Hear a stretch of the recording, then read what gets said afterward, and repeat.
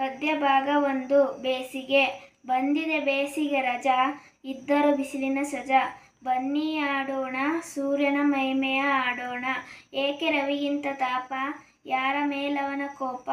ಎಂದು ಅಳೆಯಬೇಡಿ, ಸೂರ್ಯನ ತಪ್ಪು ತಿಳಿಯಬೇಡಿ. ಮೋಡ ಕೂಡಿಸಲು, ಇಳೆಗೆ ಮಳೆ ತರಲು ದುಡಿಯುತ್ತಿಹನು ಪಾಪ.